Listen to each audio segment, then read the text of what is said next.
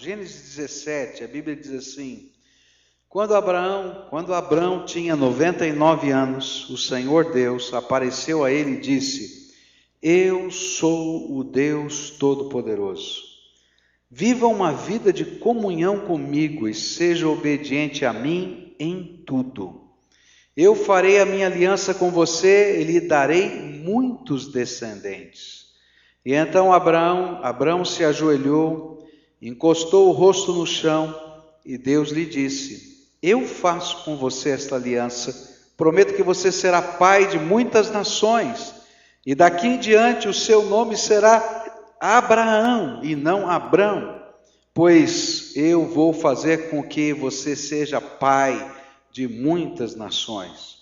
Farei com que os seus descendentes sejam muito numerosos e alguns deles serão reis. A aliança que estou fazendo para sempre com você e com os seus descendentes é a seguinte: eu serei para sempre o Deus de você e o Deus dos seus descendentes. Darei a você e a eles a terra onde você está morando como estrangeiro. Toda a terra de Canaã será para sempre dos seus descendentes e eu serei o Deus deles. E Deus continuou: você, Abraão, será fiel à minha aliança, você e os seus descendentes para sempre.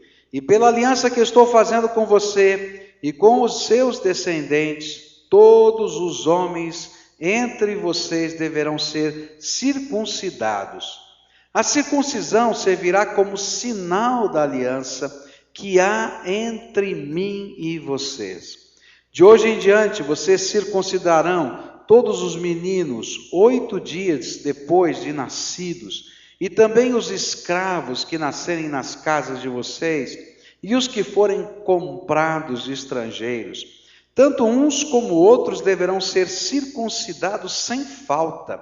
Esse será um sinal que vai ficar no seu corpo, para mostrar que a minha aliança com vocês é para sempre. Quem não for circuncidado não poderá morar no meio de vocês, pois não respeitou a minha aliança. E depois Deus disse a Abraão: de hoje em diante, não chame mais a sua mulher de Sarai, mas de Sara.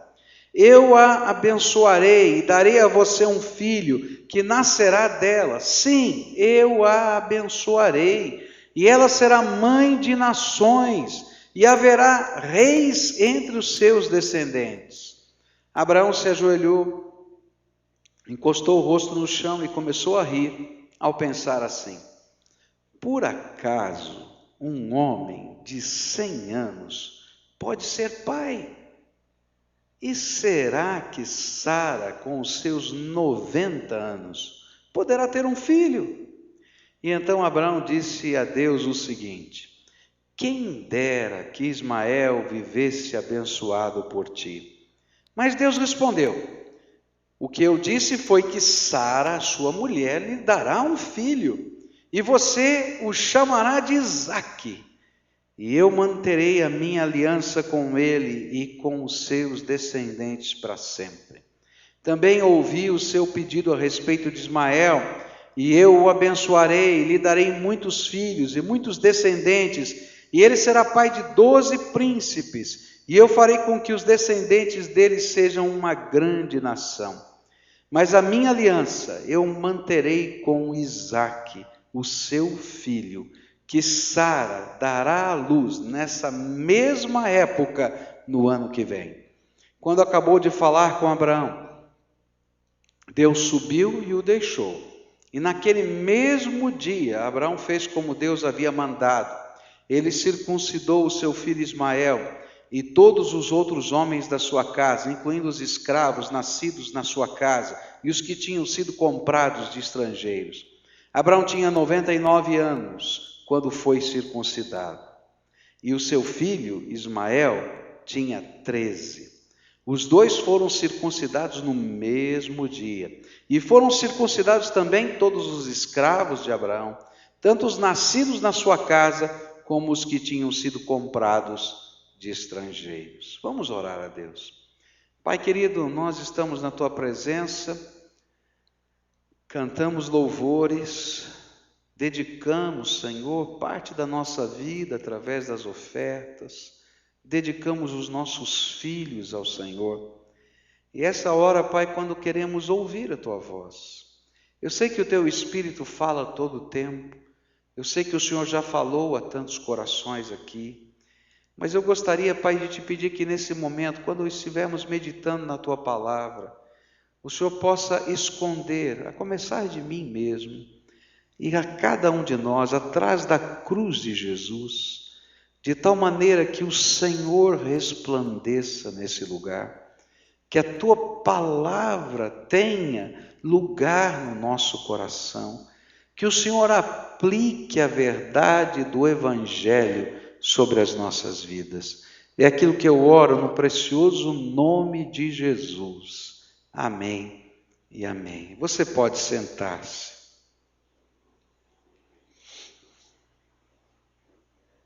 Há 2 semanas nós começamos a estudar esse texto e lembramos que Deus estava, depois de 13 anos, mexendo com a acomodação do coração de Abraão e Sara. Eles já estavam tranquilos, descansados.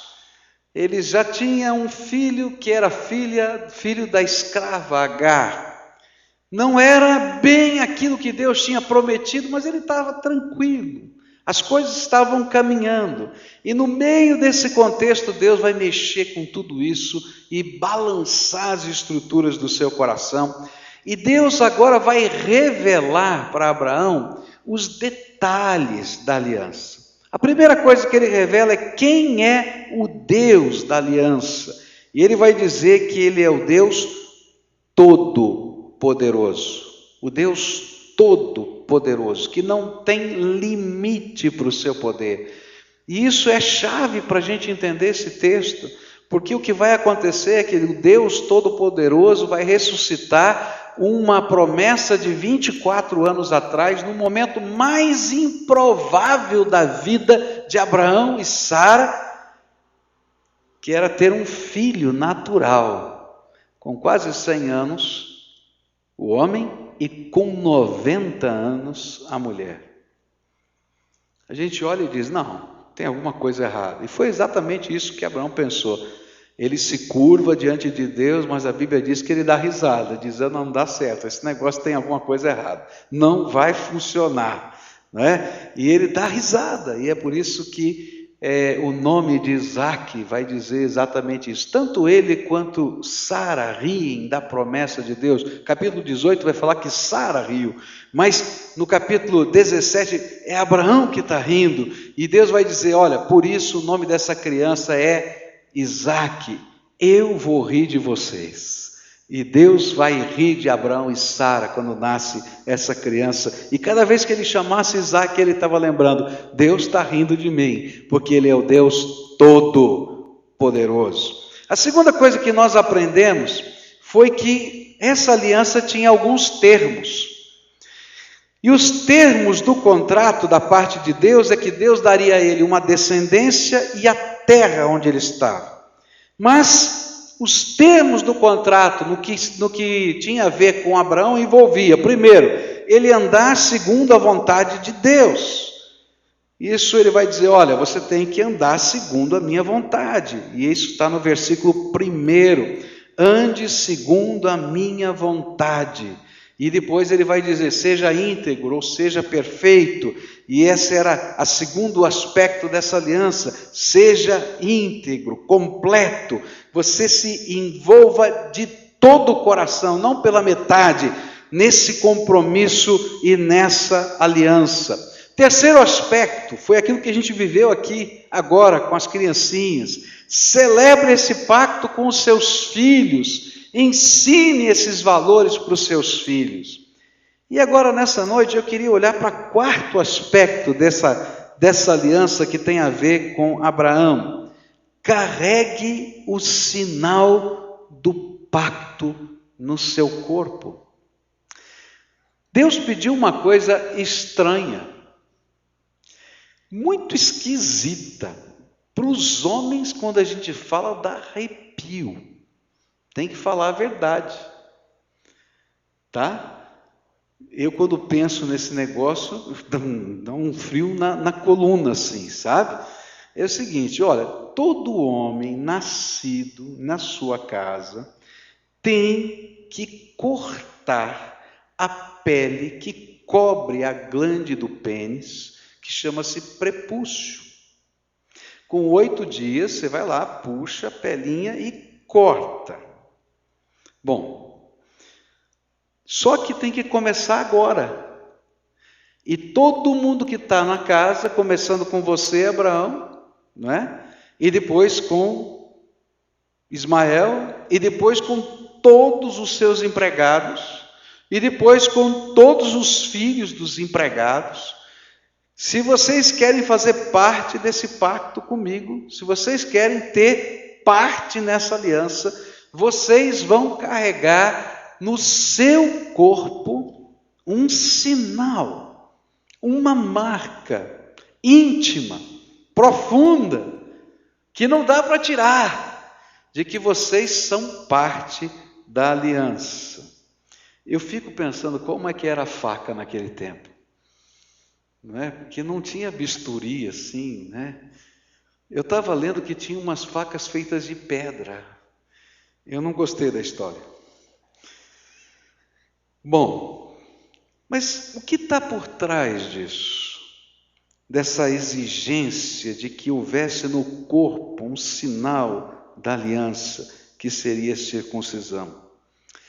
Era que, durante todo o tempo da vida, eles pudessem lembrar que tinham um pacto com Deus. É interessante que os estudiosos falam de várias nações no Oriente Antigo que usavam a prática da circuncisão com conotações diferentes. Então você vai encontrar a prática da circuncisão no Egito, entre determinadas castas sacerdotais. Você vai encontrar nos fenícios, você vai encontrar em vários povos do Oriente e com ideias diferentes, né? A ideia de fertilidade, a ideia de prosperidade, assim por diante. Mas a Bíblia vai sempre ligar esta cerimônia da circuncisão, esse símbolo exterior da aliança com Deus, com algo que está dentro do coração do homem e não apenas no exterior do homem. Em Deuteronômio 10, verso 16, Moisés, explicando ao povo de Deus o sentido da aliança, ele diz assim: circuncidai, pois, o prepúcio do vosso coração, e não mais endureçais a vossa cerviz. O que a Bíblia estava dizendo é o seguinte: olha, nesse pacto, você se rende integralmente a Deus.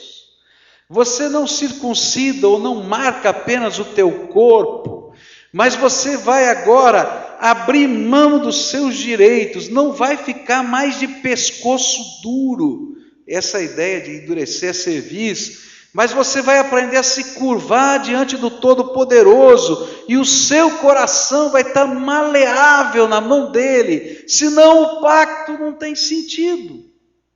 Deuteronômio 30, verso 6, vai dizer assim: também o Senhor teu Deus circuncidará o teu coração e o coração da tua descendência, a fim de que ames ao Senhor teu Deus de todo o teu coração, de toda a tua alma, para que vivas. O que Deus queria é que essa marca exterior fosse um símbolo de algo que Abraão trouxesse para dentro do seu coração e que os seus filhos vivessem na intimidade da sua alma. Não apenas servir a Deus por uma obrigação, mas porque nós temos um pacto, uma aliança com Ele, nós aprendemos a amar a Deus com todas as forças da nossa vida. Ele é o Senhor da nossa vida. Jeremias capítulo 4, versículo 4, vai dizer assim: circuncidai-vos ao Senhor, e tirai os prepúcios do vosso coração, homens de Judá e habitadores de Jerusalém, para que a minha indignação não venha sair como fogo e arda, de modo que ninguém o possa apagar por causa da maldade das vossas obras. O que significava no contexto para os profetas que aquela cerimônia representava: chega de viver do meu jeito. Eu tenho um pacto com Deus, eu tenho uma aliança com Deus, eu tenho até um símbolo dessa aliança no meu corpo, que significa que o Senhor é o dono da minha vida. Ele é o dono da minha casa, Ele é o dono dos meus filhos, Ele é o dono do meu futuro, Ele é o dono da minha possibilidade até de ter filhos. Ele é o dono das promessas que Ele vai cumprir na minha vida. Ele é o meu Senhor. Porque toda vez que na religião eu tenho um símbolo que não tem correspondente na alma, essa religião não tem sentido para mim. Se eu carregar a Bíblia, como você tem aí, mas se eu nunca lê-la, tem sentido? Não. Se eu tiver um nicho qualquer de adoração na minha casa, mas ele estiver lá na parede só, e eu não entender que Jesus é o Senhor da minha vida, não tem sentido nenhum. É vazio de expressão. É por isso que Deus queria que houvesse um símbolo, uma marca, e que essa marca fosse visível para nós, para a gente não esquecer a aliança, mas que não fosse só a marca. Por isso, o símbolo da velha aliança com Deus, que também era aceita pela fé, porque foi pela fé que Abraão aceitou a promessa de Deus, no desejo de viver segundo a vontade e o propósito de Deus, foi a circuncisão. E é por isso que a Bíblia vai dizer em Romanos 2, versículos 28 e 29, portanto eu pergunto, quem é judeu de fato e circuncidado de verdade? É claro que não é aquele que é judeu somente por fora e circuncidado só no corpo. Pelo contrário, o verdadeiro judeu é aquele que é judeu por dentro, aquele que tem o coração circuncidado. E isso é uma coisa que o Espírito de Deus faz e que a lei escrita não pode fazer. E o louvor que essa pessoa recebe não vem de seres humanos, mas vem de Deus.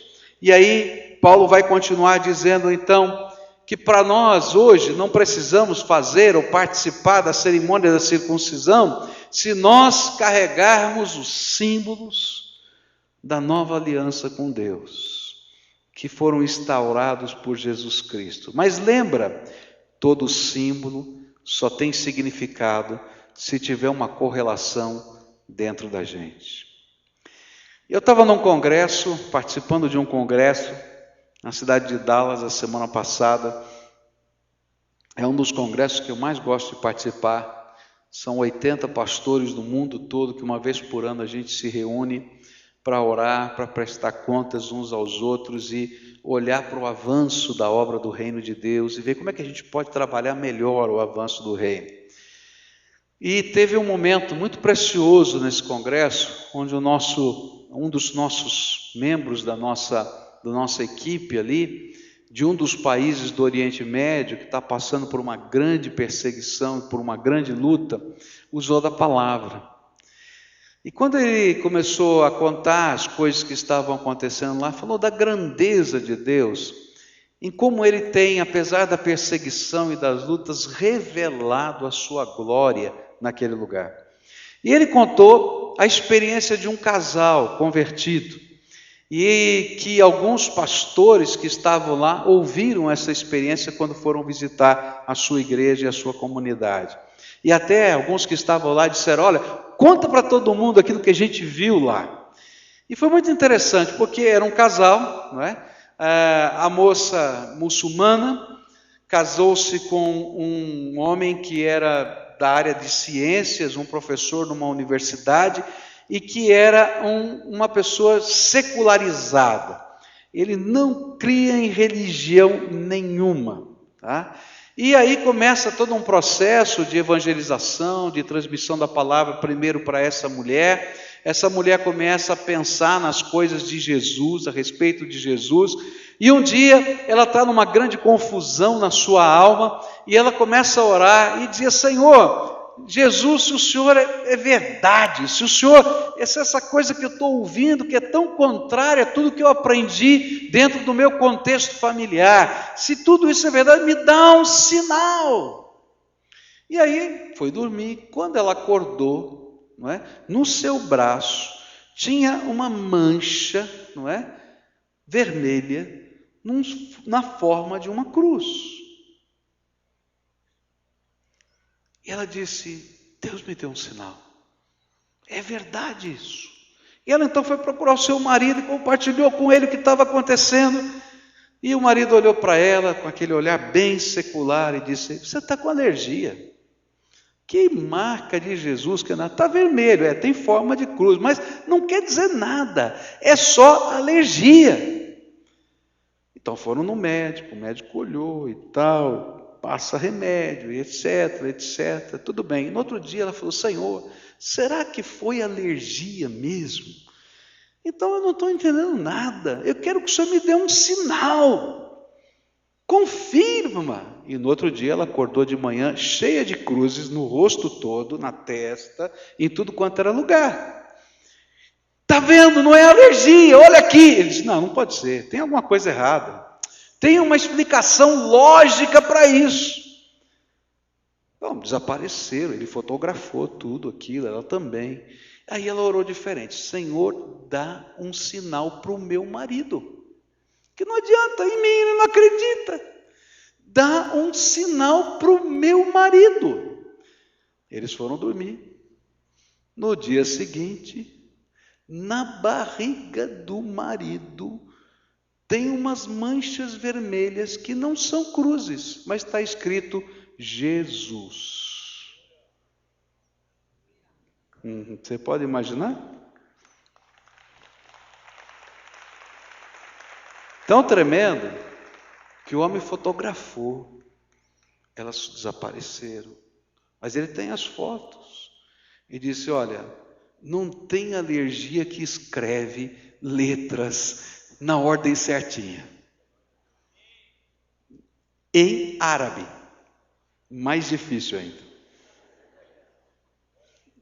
Gente, que coisa tremenda. É interessante que as marcas, que são símbolos, elas só têm sentido na nossa vida se elas tiverem um correlato dentro do nosso coração.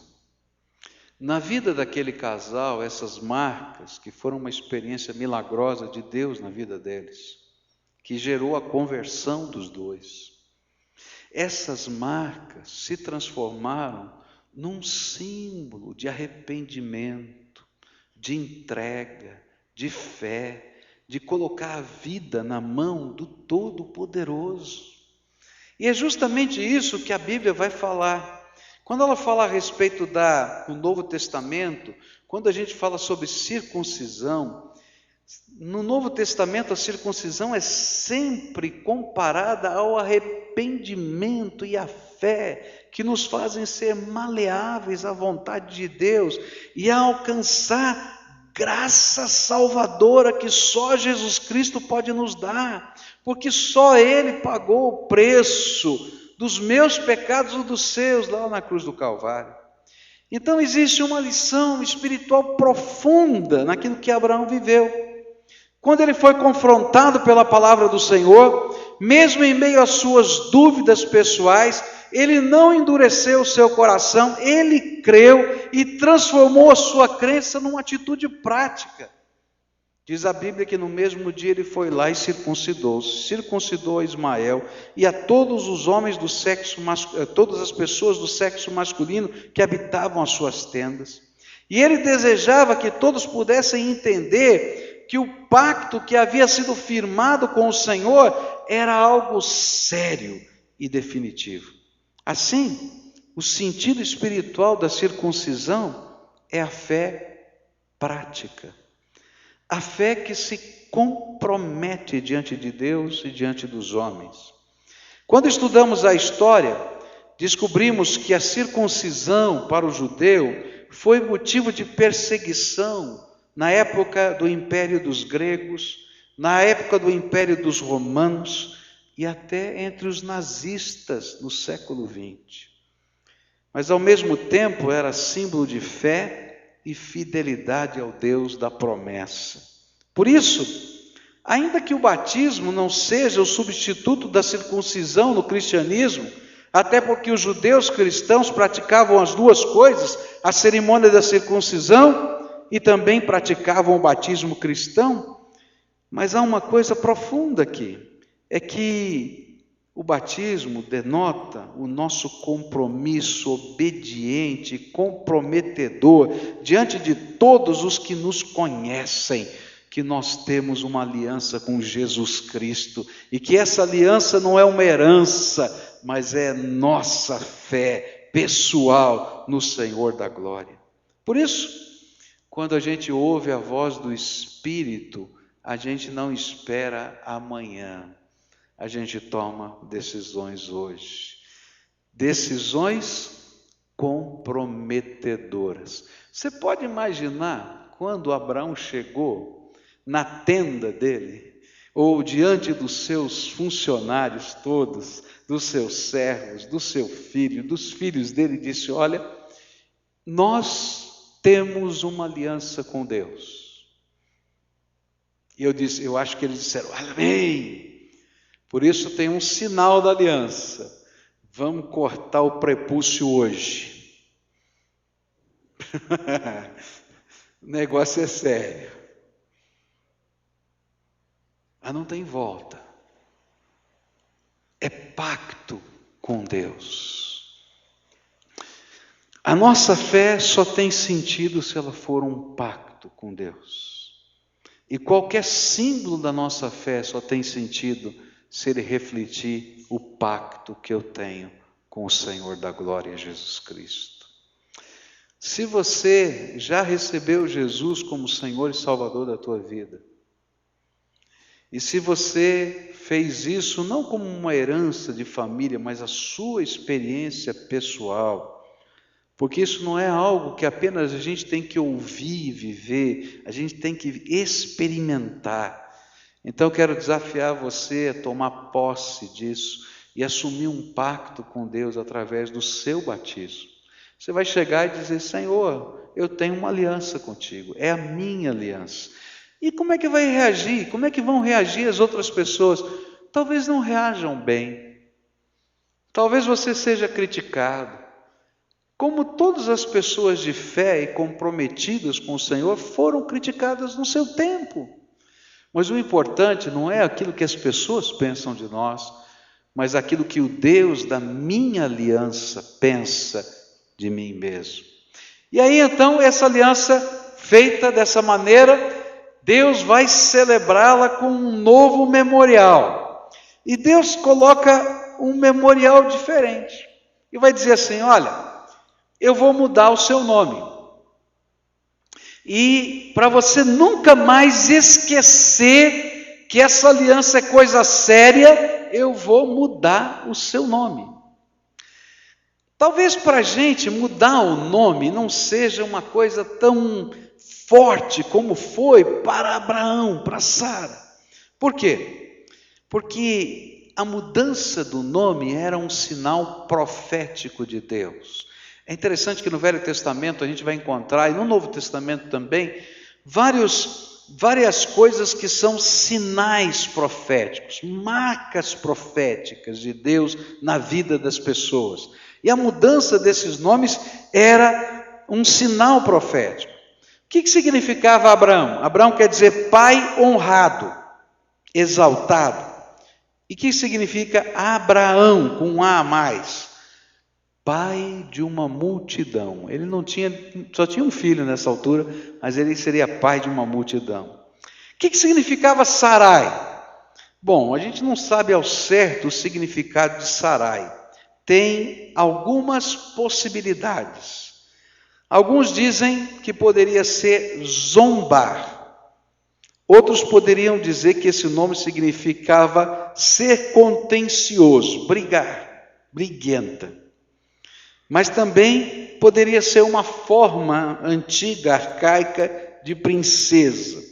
Mais provavelmente fosse ser contenciosa, né? Porque o nome era dado pelo pai por alguma atribuição ou alguma característica da criança. Então, a criança devia ser meio resmungona, chorona. Então, a mãe disse, é Sarai, tá? E essa é a ideia que a gente tem aqui. Mas olha só como Deus muda uma letrinha. E você vai dizer agora, Sarai, você não é mais a briguenta, a contenciosa. Você vai ser princesa, porque você vai ser mãe de reis.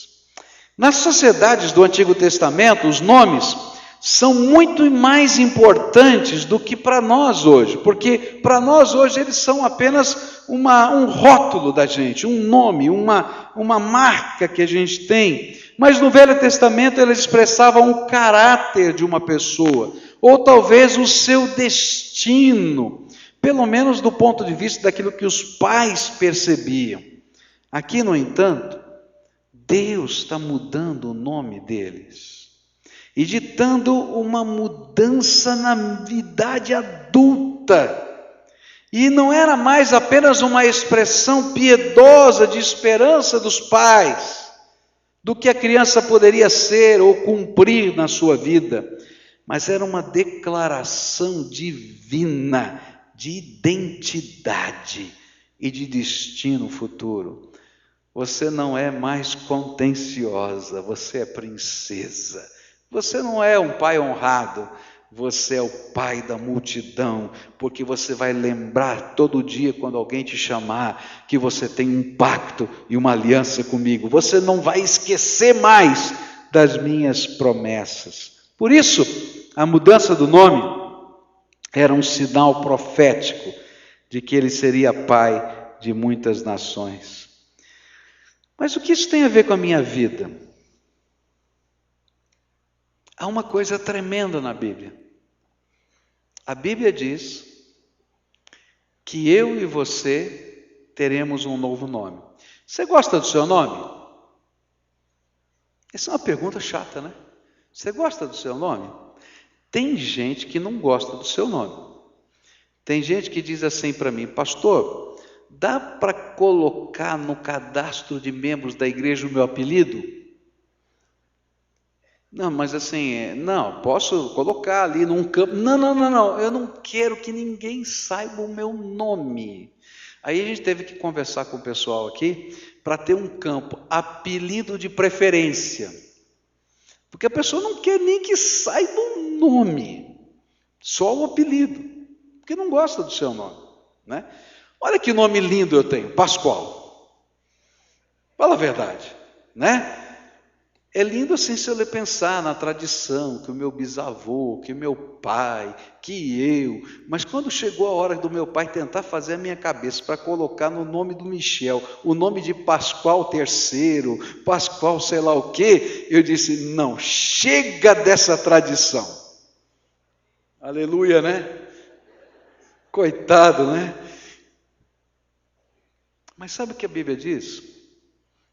É que no dia em que eu recebi Jesus como Senhor e Salvador, eu recebi um novo nome. Esse novo nome é algo que Deus colocou como característica eterna na minha vida. E que eu só vou saber no dia que eu entrar no céu. Está lá em Apocalipse capítulo 2. A Bíblia fala em Apocalipse capítulo 2 que no dia que eu estiver entrando no céu eu vou receber uma pedrinha branca e essa pedrinha branca vai ter o meu novo nome. E esse novo nome vai ser como no tempo de antigamente, que vai representar todo o prêmio e todo o galardão que Deus vai me dar para toda a eternidade. E esse nome vai representar as características, as bênçãos, as promessas, os lugares eternos dentro do seu reino que eu vou ter. E aí, eu vou ter, quando eu ler o nome, eu vou ter uma santa emoção. Porque não vai ser só um título, vai ser um presente para toda a eternidade. A Bíblia fala que quando você fez essa nova aliança com Jesus, o Senhor te deu um novo nome. E esse novo nome está escrito naquela pedrinha que é o ingresso do céu, um símbolo desse ingresso do céu, e Ele está prometendo coisas tremendas e eternas para você. Eu não consigo nem imaginar. Eu às vezes fico pensando, eu sei que eu não vou ser Pascoal, tenho certeza, mas eu sei que vou ser outra coisa, eu queria saber o que é que vai ser. E Ele vai dizer, não, é uma surpresa. Eu tenho um problema sério com surpresa. Quando você fala para mim que é uma surpresa, eu não durmo à noite, eu quero saber, eu não aguento. E aí eu fico pensando, Senhor, qual vai ser? E de vez em quando Ele dá umas dicas, Ele não fala o nome, mas diz assim, olha, estou te abençoando dessa maneira, estou te abençoando daquela, porque o teu nome vai refletir estas bênçãos que Deus vai te dar como herança eterna, para todo sempre no reino do Pai. Quando Deus disse, olha, você vai ser Abraão, Ele estava falando que ele seria o pai da fé, e que essas multidões que seriam filhos deles, que ele nem conseguia imaginar, entre eles estou eu e você. Porque se a gente pode aprender a ter fé, é porque esse homem cheio de conflitos aprendeu a crer no meio dos seus conflitos. E eu queria terminar pensando que tudo isso que aconteceu não foi sem crise. Quando eu olho para essa cena toda, eu vou ver que a fé é uma crise da minha alma. Às vezes a gente olha para os heróis da fé e acha que é tudo maravilha. Ah, o pastor Pascoal está lá, coitado de você, minha filha, porque eu vivo tanta crise que você nem imagina. É verdade. Ontem à noite eu estava orando e Deus estava me fazendo promessas que Ele já tinha feito. E eu tive que escrever lá no meu diário, eu estou tomando posse de novo dessa promessa. Porque, queridos, viver a fé é uma crise. Lembra quando Abraão recebeu outra vez a promessa? Não foi a primeira vez, ele já tinha recebido no capítulo 12, vai lá ver, tem um monte. Ele curva lá com o rosto no chão, e ele dá risada e diz, Senhor, tá bom, abençoa aqui Ismael, está tudo bem. Ele está vivendo uma crise de novo. Eu quero dizer para você que viver pela fé é andar nessa crise, onde eu tenho que pôr os pés no chão, pisar aqui nessa terra, todo dia, levantar de manhã, ir lá trabalhar, enfrentar os problemas, enfrentar as dificuldades, chegar em casa, ver a batalha que está acontecendo, às vezes com uma pessoa que eu amo, enfrentar uma enfermidade, enfrentar essas coisas e guardar as promessas de Deus. E de repente eu digo, Senhor, as promessas o Senhor fez, mas onde é que elas estão acontecendo? De que jeito elas vão acontecer? E é no meio dessa crise que eu vou olhar para os símbolos da minha fé. É no meio dessa crise que eu vou trazer à memória o que pode me dar esperança, a palavra de Deus. É no meio dessa crise da minha alma que eu vou ter um novo encontro com Deus. E mesmo Deus falando comigo, eu ainda me sinto em crise. Quando acontecia isso comigo, às vezes eu dizia, mas que miserável homem eu sou. E aí eu descobri uma coisa, eu sou só homem. E eu posso encontrar parceiros muito bons. Eu vou encontrar Abraão, eu vou encontrar Moisés, eu vou encontrar Elias, eu vou encontrar Pedro, eu vou encontrar Tiago, porque é no meio dessas crises que Deus revela a sua graça e nos diz, recobra a tua fé. Eu não sei o que está acontecendo na tua vida. Talvez você esteja precisando de um sinal de Deus na tua vida.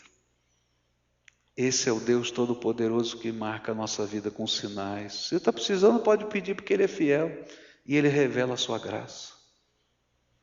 Eu, quando tenho tantas dúvidas no meu coração, não temo, não. Eu dobro o meu joelho e peço sinais para Deus. E Deus é fiel, porque Ele sabe que eu estou no meio de uma crise.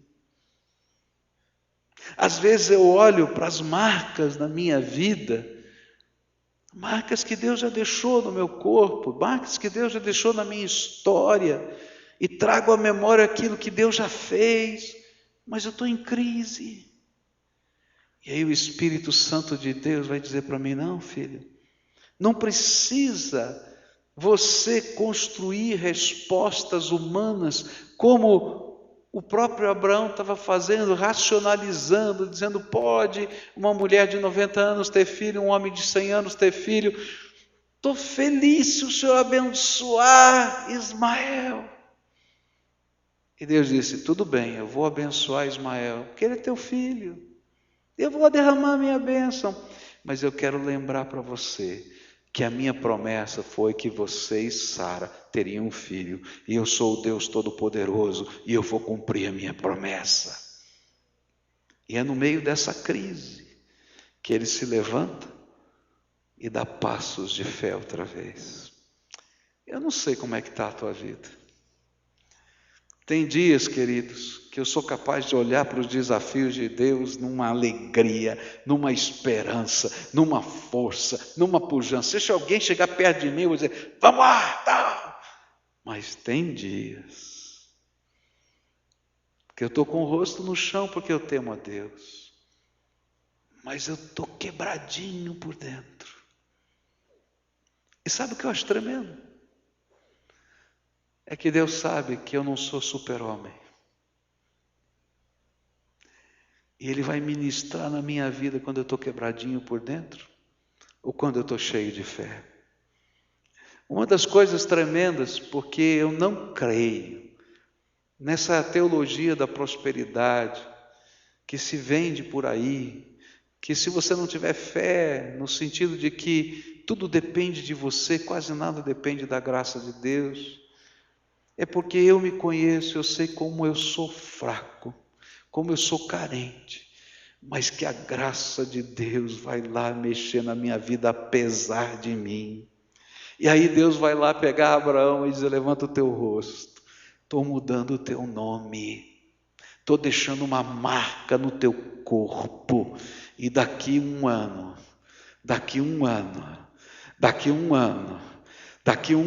você vai celebrar comigo todas as minhas promessas. O interessante é que o capítulo 17 não termina.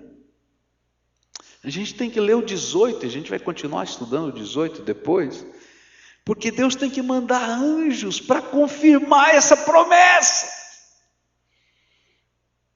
Que Deus bom é esse, que olha para onde eu estou e me visita naquela condição. Visita uma mulher no Egito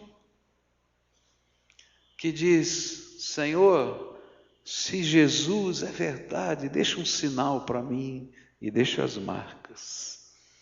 E quando o marido dela não crê, ela diz: Jesus, não adianta o senhor colocar as marcas em mim, porque ele não está acreditando, eu já criei. E Jesus naquela noite escreve o seu nome em árabe na barriga do homem. Que Deus é esse? Agora você acha que eles se levantaram dali e nunca mais viveram nenhuma crise na fé? Eles são de carne e osso como eu e você. E o Deus que os visitou a primeira vez é aquele que continua visitando hoje. Ele quer sim que você esteja de corpo e alma ligado nele, comprometido com ele, marcado por ele. Mas ele não deixa de tratar a ovelhinha machucada, quebrada, ferida, amedrontada pela vida. Esse é o Deus que eu adoro.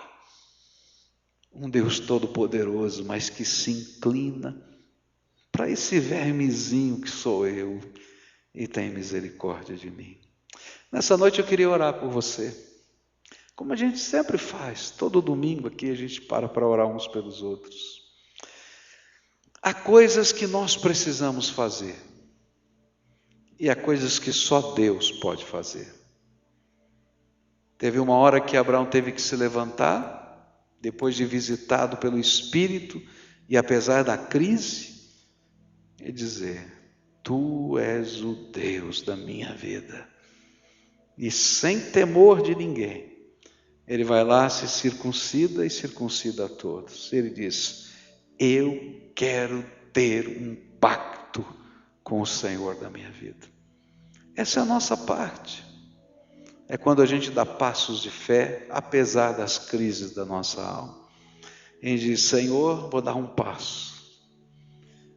Ontem à noite, quando eu estava escrevendo lá a minha oração, eu disse assim: Senhor, eu vou começar a tomar posse das tuas promessas pela mais difícil de todas na minha cabeça. Porque todos nós racionalizamos. E às vezes quando as promessas de Deus vêm, eu fico tentando dizer: Senhor, é grande demais, é pequeno demais, é complicado demais, é difícil demais. E aí o Espírito Santo de Deus estava dizendo assim: não perde a bênção. Não perde a bênção. E aí eu fui escrever na minha agenda: eu quero começar a tomar posse por essa aqui, que parece ser a mais difícil de todas. Mas eu vou tomar posse pela fé, porque é tua promessa para a minha vida. E eu vou dar a cara a bater, e vou dar os passos de fé. Eu não sei como é que vai ser, não consigo nem imaginar os teus caminhos, os teus processos. Como eu acho que Abraão não conseguia imaginar como é que Deus ia dar um filho para ele e para Sara naquela época da vida. Mas é assim que é a fé. Então, quem sabe hoje você tem que dar um passo de fé. Senhor, eu vou me comprometer com o Senhor que tem uma aliança comigo. Essa é a minha parte.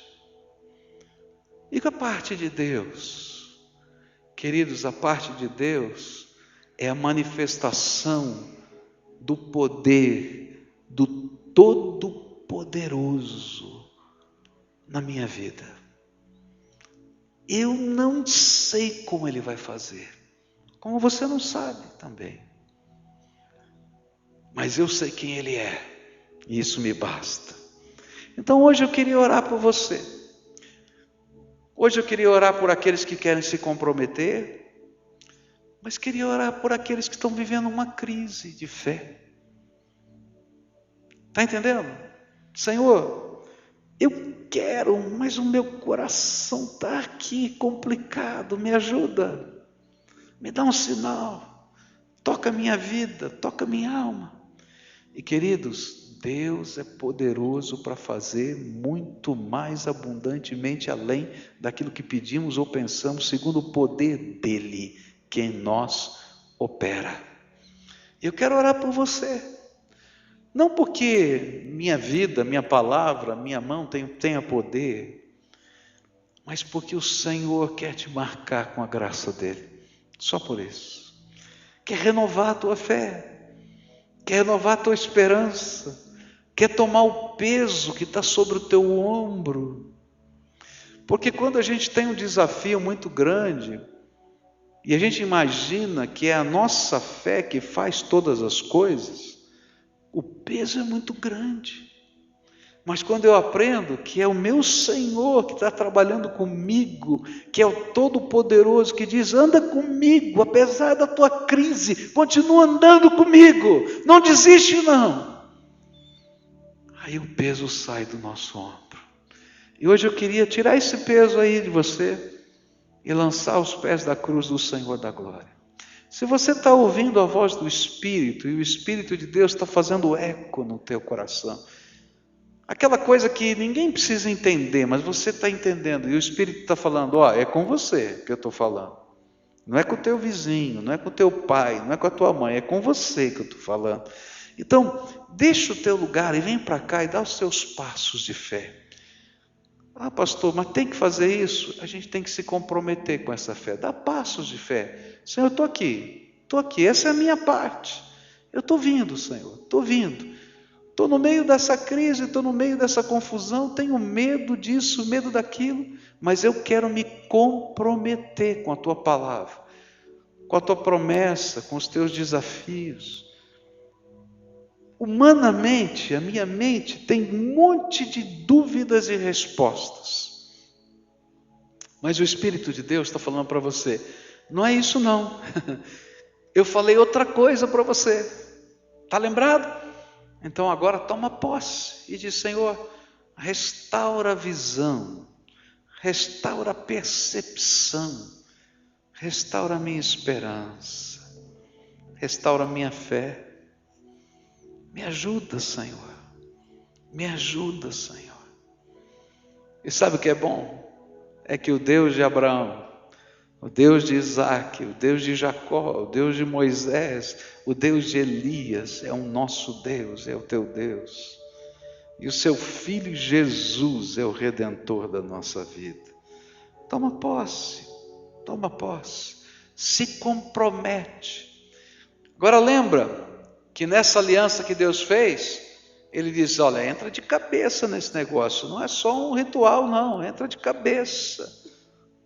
Anda comigo e eu vou manifestar a minha graça na tua vida. Agora eu quero orar por você, tá?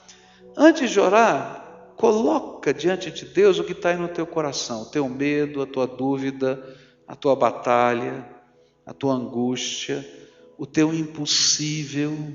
Pode falar do teu impossível, porque a gente vai conversar com o Deus Todo-Poderoso, o Deus dos impossíveis. Que bom ver você, querido. Tenho alegria de te ver, viu? Que alegria, tá? Deus do impossível está aqui, a gente vai conversar com Ele, tá? Fala do que está doendo no teu coração, fala do que você tem medo. Reflete para Deus aquilo que Ele falou com você. Agora eu quero orar por você.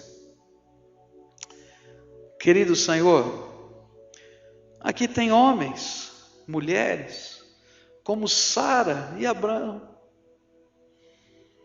homens que o Senhor tem trabalhado com o teu Espírito, que não foram eles que te buscaram primeiro, mas foi o Senhor que os achou onde se encontravam, e que os convocou para saírem, para estarem com o Senhor nessa aventura, nessa peregrinação da fé. E há momentos, Senhor, nessa peregrinação da nossa fé, em que a gente está como aqueles teus filhos, vivendo uma crise, tem dúvidas. E até quando o Senhor fala com a gente continua em dúvida. E é tão interessante, Pai, porque a gente sabe que é o Senhor que está falando, e é por isso que Abraão se curvou na tua presença, porque ele sabia que era o Senhor, mas ele estava racionalizando todas as coisas. E o Senhor estava dizendo para ele, não, Abraão, não é isso não, eu tenho mais para você. E eu quero agora deixar uma aliança contigo, que vai ser um memorial, vou mudar teu nome. E vou colocar uma marca no teu corpo, uma marca dessa aliança. Senhor, nesta hora eu quero te pedir, abre as janelas dos céus e derrama do teu Espírito Santo sobre o teu povo. Que o selo dessa aliança seja o derramar do teu Espírito. Que o teu Espírito Santo esteja se derramando, Senhor, agora. Que ele venha, Senhor, como aquele óleo que era derramado sobre Arão na consagração sacerdotal. Era um jarro de óleo que vinha sendo derramado pela cabeça e ia escorrendo pelo cabelo, pela barba, que ia escorrendo pelas roupas, pelo manto, até os pés. E que nessa hora esses teus filhinhos sejam revestidos do teu Espírito Santo. Ó Pai, nessa hora, em nome de Jesus, eu quero te pedir, há algumas pessoas doentes aqui. Senhor, cura, em nome de Jesus eu te peço.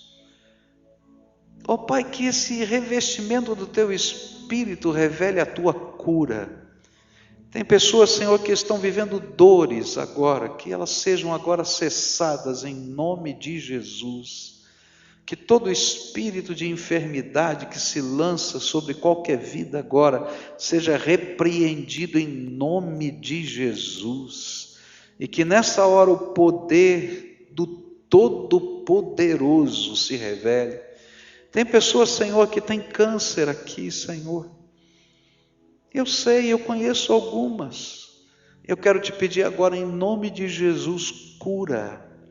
E que nesses exames que vão fazer, esse câncer vá embora, e eles possam ter o documento na mão, como aqueles homens lá do Oriente tinham as fotos para nunca mais esquecerem que o Senhor marcou a vida deles. Senhor, eu não tenho esse poder, mas nós estamos falando com o Deus Todo-Poderoso. Em nome de Jesus, Senhor, agora estende a tua mão e abençoa. Estende a tua mão e abençoa, Pai. Deixa uma marca no corpo dessas pessoas. Marca do Senhor. E que eles nunca mais se esqueçam que eles foram tocados pelo teu Espírito. Há algumas pessoas que estão feridas na alma agora. Estão doentes. Os seus olhos não conseguem enxergar qualquer beleza, porque a alma está doente. Há um filtro, Senhor, e esse filtro impede que eles enxerguem. Senhor Jesus, esse filtro são as dores, as amarguras, as ofensas, as frustrações que estão aqui. Espírito de Deus, vem agora, em nome de Jesus, e tira o peso que está aí agora, Senhor. Vai começando a arrancar em nome de Jesus. E que eles consigam, Senhor, colocar para fora tudo isso que está negro, escuro, sujo, doído.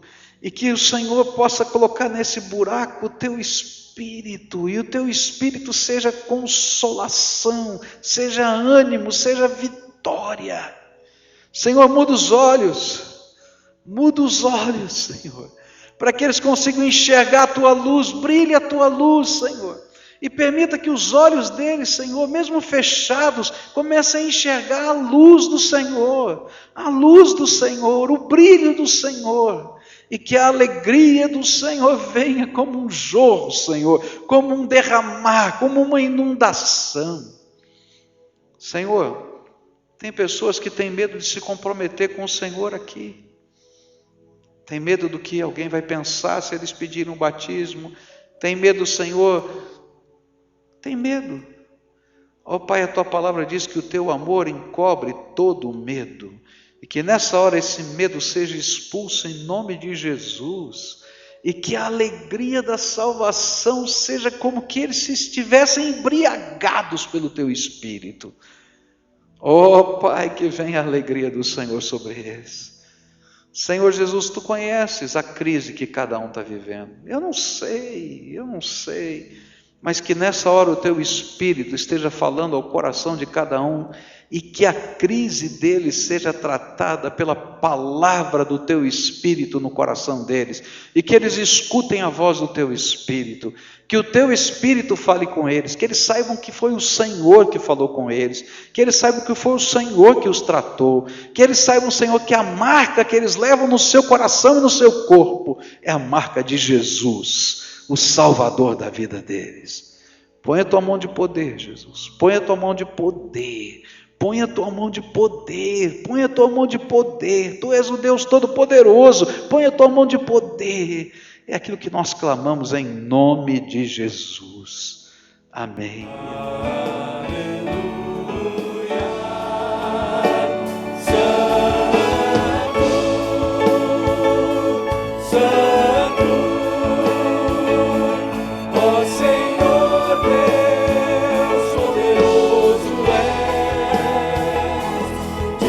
Senhor.